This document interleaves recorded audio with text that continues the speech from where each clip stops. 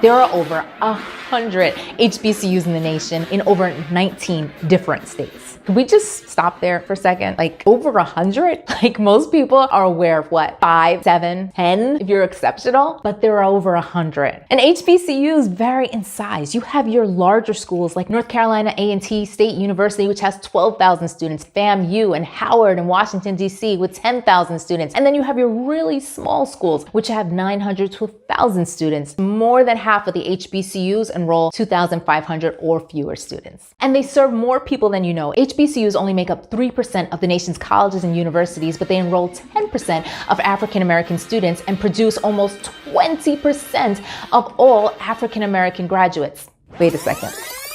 They enroll 10%, but they produce 20% of the nation's African American graduates. I'm not really great at math, but it sounds like someone should have attended an HBCU in order to graduate. Not only are there so many HBCUs, but there are multiple ones in states. Like, for example, Alabama has 12 to 14 different HBCUs. Like, this is a whole thing. You probably didn't even notice them because it's not in the name, and some of the schools sound like state schools. They're actually everywhere. Like, they're in rural areas like Prairie View A&M in Texas. They're in small towns like Daytona.